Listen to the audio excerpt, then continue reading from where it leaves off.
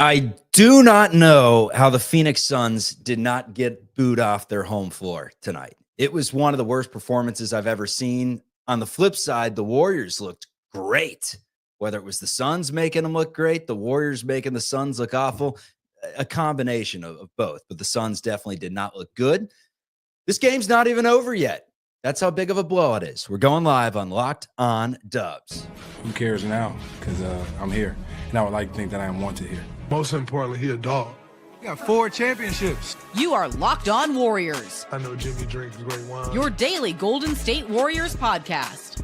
Part of the Locked On Podcast Network. Speculation is just what it is, though. Your team every day. What is the good word, everyone? We appreciate you for making Locked On Warriors a part of your day. We're free and available wherever you get your audio podcasts. You can check us out on YouTube. If you're hanging out with us live right now, it's a good time to tell you that don't even bother with the Warriors game. They're up 125-87 with 2:59 to go in the fourth. We will update the audio listeners, the final score, when this thing's done in case you took a live minus 37 or something. But just know that you're sleeping easy tonight as your Golden State Warriors have gained some separation. It was a tough day in the NBA, but a great day for the Warriors. That's the theme of the show. We'll get into it in just a minute. This is Locked On Warriors. It's part of the Locked On Podcast Network, your team every day. I mentioned the ways that you can check out the show. We also have a newsletter that's delivered to you daily. It'll give you NBA notes. It'll give you a link to this show. It's good stuff, and it's free. LockedOnDaily.com. My name, Charlie Walter, formerly at 95.7 The Game in the Bay Area. I also covered the team for CBS News Bay Area, and Matt Kolsky joins me today, formerly of KNBR in 95.7 The Game. I said don't play with your food. That's how I feel for the rest of the season, at least entering the Clippers game. Don't mess around with the Suns. Don't mess around with the Blazers. And sure as hell, do not mess around with the current worst team in basketball, apparently with what they showed tonight. I'd seen the win-loss column going that way. I had not seen the Suns play a lot. It is bad. The Warriors didn't just play with their food. They put the napkin on their lap and they said, thank you for having us, Phoenix. Better luck next year because you guys are going nowhere in the play. And if you get there, Draymond, a defensive clinic to start. Kerr said it set the tone. Curry had 13 in the first quarter. He was hot.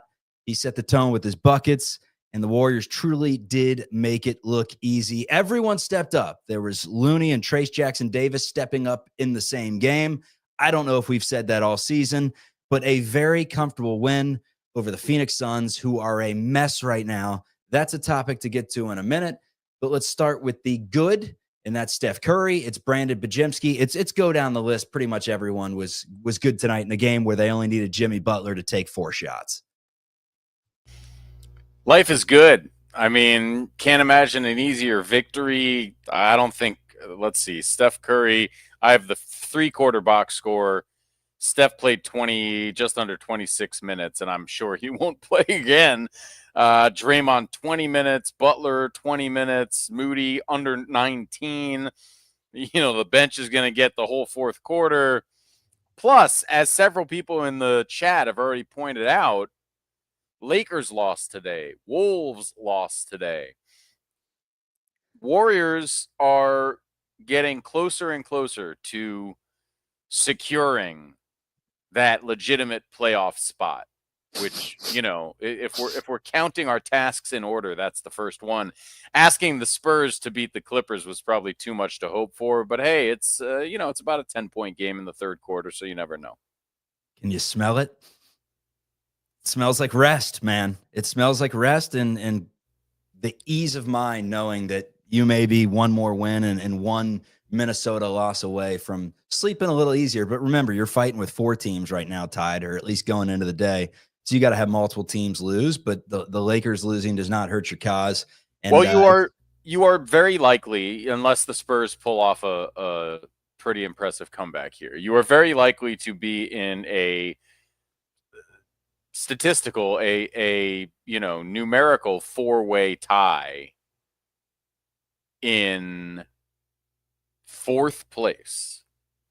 If my math is correct, and I think it is, that puts you in 6th place as the Warriors, because both the Nuggets and Grizzlies have the tiebreak over the Warriors. Warriors have the tiebreak over Memphis, who will have the same record as them unless lightning strikes in Phoenix. So, look, man, it remains tight. But as you said, not playing with your food was important tonight, and they checked all the boxes. So Wolves and Lakers lose. That's huge. Everyone playing well is huge. And specifically, I'm going to point to Pods, and it's not just because I said in the offseason, the Life Alert remix. Help, I've fallen. I've fallen for Brandin Podziemski. I came out there and said it to the public, Kolsky. I really believed in his game. And granted, it was from an all-rookie season. I think there are plenty of people out there that thought he could do this. But 7 of 12 today, 4 of 6 from 3. He had 5 assists. He had 5 rebounds, 3 assists, 22 points. Like he's become 22, 6 and 4 as of late. Like this is kind of who he's been. And this is the best time to get that version of Brandin Podziemski. Kuminga looked good in his limited minutes tonight. Had a real nice back down and turnaround Jay that reminded you of a young LeBron James. We've seen that in his. Oh boy. I mean, just that shot, not the entire game. Come on, that's for you to say. I'm not going to say that. And then Moses Moody, I thought was all over the place defensively. All the stat sheet just says 5 points. Yeah, man, the Kuminga haters are going to start coming after you now. Oh, come on now. I give the guy a nice word, and come on. He was really good tonight. I mean, he seems to be figuring out how to play 18 to 25 minutes a game, which, I guess is the thing that he needs to do to be a factor on this team. But tonight, man, the only guy who wasn't good tonight really was Buddy Hield, who I don't know if how about the Kerr sequence? Audio you saw did. That. Okay, yes. Oh yeah. When Kerr pulled the buddy, come here, I want you to meet somebody. This is Steph Curry. He's the greatest shooter in the history of the game. Wide open. Go ahead and give him the ball. If that sequence does not tell the whole Buddy Hield story, I don't know what does. That's good stuff. But overall, couldn't have asked for a better performance. The only question by the end of the third quarter was whether you'd win by 40. And the answer to that is still not done. We'll give you the final score because everyone's waiting for it. The Warriors up 41. So we decided to do a live show. Gives us more room for activities in the later hours of the night. This one was over, as I say often, before the fans even got their popcorn, before they got the churros in the desert. This thing was 1,000% finito. Kolsky and I will return. This Suns team, we shouldn't. We'll give them a minute. We'll give them a minute. They're bad, and the issue is, I said this before the season, they were gambling, believing in this team instead of getting out the TNT, and now they're stuck, man. They don't have the assets to turn this thing around at least quickly. Like they're going to stink for a minute. Oh yeah, and oh yeah, they have, in my estimation, the two most repulsive basketball players in the league right now. In Bradley Beal, who is literally out there stealing money, just flexing his no trade clause more often than he's putting the ball in the basket, and floating around the court doing cardio and collecting checks. It's awful to watch, especially if you remember, like, there was a moment there where he was a positive, effectual, good player. And to watch this is disgusting. And then Grayson Allen, who's always been awful and shouldn't even be in the league, and showed it again tonight, which luckily it wasn't a dangerous play tonight against the Warriors because he's always capable of that. But it was a stupid, way after the play, shove to Jonathan Kuminga's chest that he almost came out of his shoes to do. He's just such a loser. Watching them is awful, and I feel terrible for Devin Booker, who is an absolute professional and doing his level best out there, and just has no shot at competing with a bunch of losers. They stink. They're disgusting to watch, and Grayson Allen and Bradley Beal should be sent home. Yuck. There was a tough sequence. If you're a Suns fan, I don't know how you didn't just get. And I heard some boos. In the third quarter, there were some collective boos, mostly by the people, the passionate fans up in the upper deck who were there, because they're there every game, season As they tickets. should boo. And they were booing. And there was a possession there where Booker had it top of the key, and 4 Suns were just standing around. I mean, legit, just standing around, not even separating the floor, standing around, just staggered in weird spots to where it's like, what the hell are you guys doing? There were plays where they did that on defense, Chuck. Yeah. Standing around while Warriors ran around wide open. Warriors look damn good. Threes. That's the takeaway from today's game, is that the Suns made the Warriors look like the greatest team in NBA history. I mean, the back cuts were incredible. The movement was just chef's kiss, man. They were swinging it all over the place. And you know what? This is the importance of good starts, especially against bad teams. The last thing you want to do with a bunch of losers is make them believe they're in the game tonight. And so when a team like the Warriors, playing as well as they are, with as much as they have going for them, comes out and just takes it to the Suns in the first 6 minutes of the game like they did tonight, you just watch the team fold their tent up and go home midway through the second quarter. They were finished. There were some incredible lines from Greg Anthony and Brian Anderson tonight, who, by the way, had to start doing a sports talk show when the game was still only like a 15-point game, because it was already clear the Suns had quit and were not participating in the game. One of the things Anderson said is, well, they haven't been mathematically eliminated yet, but you can see the Suns are looking forward to the end of the season. And think about that. That fact is so obvious that any idiot who turns on their television can see it. It's literally embarrassing. This team is disgusting, man. It is bad for sure. Warriors getting into the talks. Good day for the Dubs, bad day for the NBA. We'll explain that coming up on Locked On Warriors. And most importantly, he a dog. We need more dogs. The show's sponsored by Betterhelp. Taking care of your mental health, just important is taking care of your physical health. But traditional in-person therapy can be expensive, often ranging from $100 to $250 per session. That is where BetterHelp comes in. With online therapy, you can get quality care at a price that makes sense, saving you time and money. Therapy isn't just for life's toughest moments. It can help with everyday stress, learning how to set boundaries, or developing positive coping skills. Having access to support when you need it can make a big difference. Your well-being is definitely well worth it.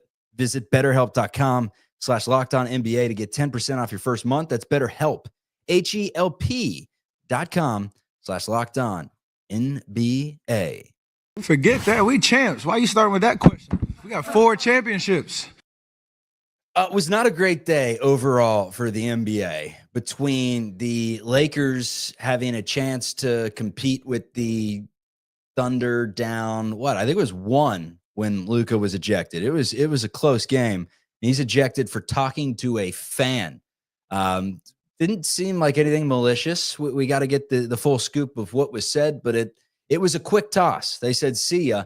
And the Thunder rolled from there. That helps the Golden State Warriors, but not good for the NBA viewer that really wanted to see that game go down to the wire. And then the other one, which just stunned me, was Michael Malone, head coach of the Denver Nuggets, who just won a championship in 23, who's got the current, 4 seed before the day. They were 3 seed a couple days ago. They're locked into the big playoffs and not the play-in, almost no matter what, as long as they don't completely botch it. And what do the Nuggets do? They say, see you, Malone. Good season, but it's over. I can't imagine his agent getting the call there. What do you mean? It's April 8th. It's April 8th, and we could have home court advantage in the first round, and you're telling me to pack my bags? Very strange situation, completely unfair, completely unprofessional. Unless there's something more to it, it just seems like something you would do in the offseason. And now, I said yesterday, the Warriors smell some blood in the Denver Nuggets. They are vulnerable. I mean, if that's not punting on the season, unless they think they're going to go to a little Doug Christie magic for a few weeks, and still it won't be enough to get them over the hump. I don't see it. I hate it.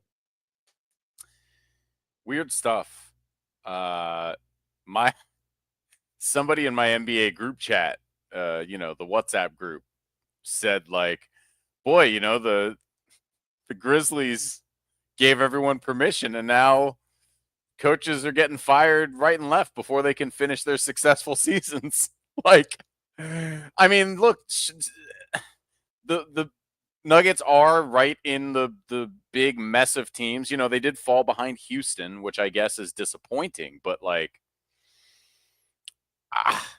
with Jenkins, at least there were signs in the past offseason that things weren't all rosy in Memphis.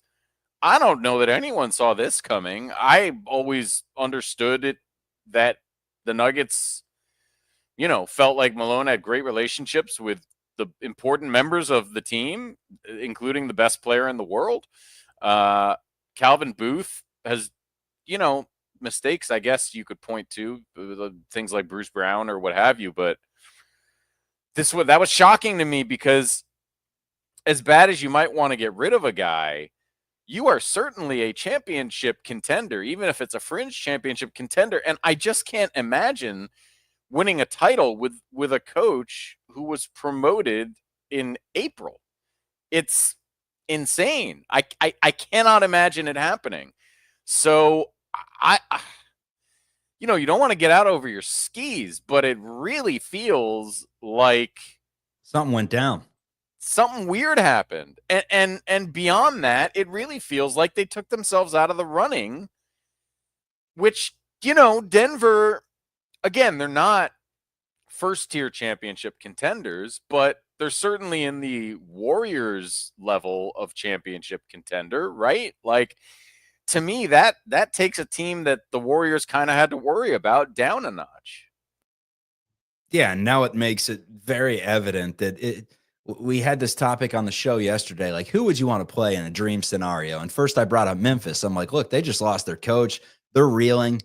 Nuggets just lost their coach. They're reeling too. And that's I mean, they're both at this point, like, very possible. There's a lot of things that are very possible. All the Warriors can do is win and control their own destiny. But that now brings two teams that will be coachless going up against Steve Kerr, Steph Curry, Jimmy Butler, Draymond Green, now Brandin Podziemski, and the Golden State Warriors, who are playing well 1 through 9. Like, I wouldn't be terribly scared of the Nuggets, of either. Yeah, listen, I mean, I don't think you're scared of the Grizzlies at all. I think the Warriors have put that on wax. Like, they know what to do with the Grizzlies, and they're going to be fine. Oh man, someone in the chat taking a shot at Russell Westbrook, which, like, clearly this isn't all his fault, but that situation isn't going well either, as most people predicted.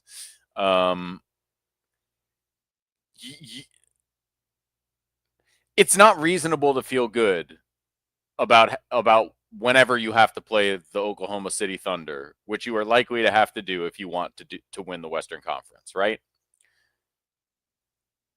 There's nobody else in the conference that would make me particularly afraid if I'm the Warriors. Like, the Lakers, sure, they're tough, but I as much as I respect JJ Redick, I like the Warriors coaching staff in that matchup, and I also think the Warriors have represented themselves pretty well against the Luka Lakers. The Rockets have been really good. Beat you the other day, but the Warriors have mostly had their number, and I just trust the veteran consistency over all the young guys in Houston, right? I mean, honestly, and this is weird, but non-Thunder division, I think the team I would least like the Warriors to see is a healthy Clippers team. I would say Clippers or Rockets, one of the two.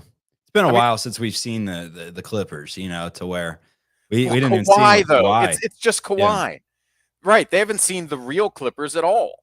Mm-hmm. The question, they're going to see him, obviously, the last game of the year. Complete wild card. You know what to expect with Houston, right? Like, it's going to be a dogfight, but for 7 straight games, are the refs going to hold on to that whistle enough to where, you're not getting them in foul trouble, getting to the line? Jimmy's taken over in a few games from free throws, things like that. Well, and there's not a lot of fear against the Rockets that you won't have the best player on the floor most nights. Mm-hmm. I think if, that's where if you're playing the Clippers and Kawhi is doing what he's done for a couple weeks now, and again, like in Kawhi terms, that's kind of a long time, so maybe it won't last. But when he's playing like prime Kawhi, which he has done, he can be the best player in the league on a given night. So, and frankly, the Warriors are not super likely to play the Clippers in the first round based on the remaining schedule and the current position, which is, I think, a good thing.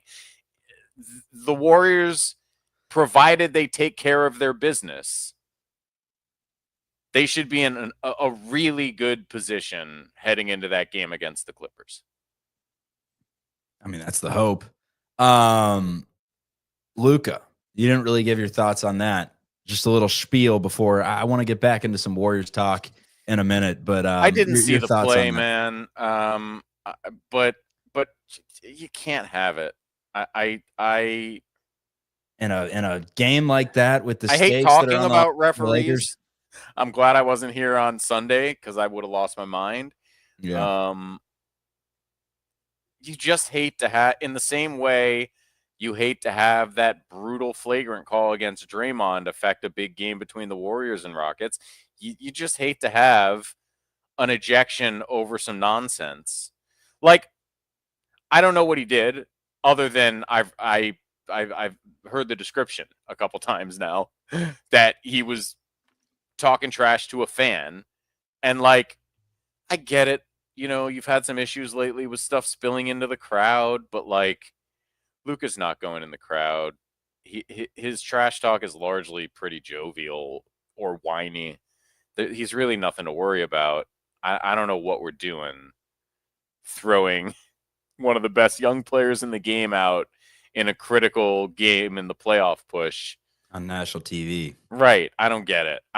Like, there has to be more awareness. And, you know, there are people in the world who will tell you, well, every single situation should be officiated the same way by the rules, yada, yada. And I get that to an extent. I sympathize with it, but come on. Don't be stupid. That's stupid. Whatever happened, it's stupid to throw Luka out of that game, given the circumstances. No doubt. Insanity. All right, let's talk some more dubs. Let's wrap up this now final 133-95 win over the Phoenix Suns. That's coming up. Destroy Jimmy and Domino's. I know Jimmy drinks great wine. Today's episode is brought to you by our friends over at Robinhood. Let me tell you a little bit about Robinhood Gold. With Robinhood Gold, you can now enjoy the VIP treatment, receiving a 3% IRA match on retirement contributions, and the privileges of the very privileged are no longer exclusive. With Robinhood Gold, your annual IRA contributions are boosted by 3%, plus you get 4% APY on your cash in non-retirement accounts. That's over 8 times the national savings average. The perks of the high net worth are now available for any net worth. The new gold standard is here with Robinhood Gold to receive your 3% boost on annual IRA contributions. Sign up at Robinhood.com/gold. Investing does involve risk. Rates subject to change. 3% match requires Robinhood Gold at $5 a month for 1 year from your first match. Must keep funds in IRA for 5 years. Go to Robinhood.com/boost. Over 8 times the national savings account interest rate. Claim is based on data from the FDIC as of November 18th, 2024. Robinhood Financial LLC Gold membership is offered by Robinhood Gold LLC. Who can stop Steph Curry? Hopefully, we'll never find out. Another thing I wanted to talk about from the game today, Kolsky, is Jimmy Butler. Butler at one point, it was 58-37. The Warriors had the lead, and Butler had taken just one shot at that point. I don't know if that's just him, like, this game's over. Let's get everyone else involved. Let's continue to make Pods feel like a big part of the offense. Let's get, Kuminga involved. Let's throw some lobs to Trace, although Curry connected on both of those lobs to Trace Jackson-Davis. Curry, by the way, led the way with 25. Podziemski, 22. 10 for Knox, 13 from Trace Jackson-Davis, 10 for Pat Spencer. I'll be honest with you, I did not see a single Pat Spencer bucket. That's how much I watched to the fourth. And then Draymond, 5. Jimmy Butler had 10, but just 2 of 4 shooting in the game. And it's crazy to me with Jimmy Butler how comfortable he is with not shooting. The only person on earth I've heard of that's as comfortable not taking shots as Jimmy Butler is Adam Sandler. Apparently, when he plays hoop in New York pickup games, he refuses to shoot it. He'll have a 2-foot layup and wide open. He'll dish it to the corner to the wide open three. And Butler's been doing that a little, man. And there was one play today where he had a wide open layup and he kind of just waited, back down his defender, and then had a little turnaround that was a more difficult shot. He hit it, but there is hesitancy to shoot the basketball. I've never seen anything like it.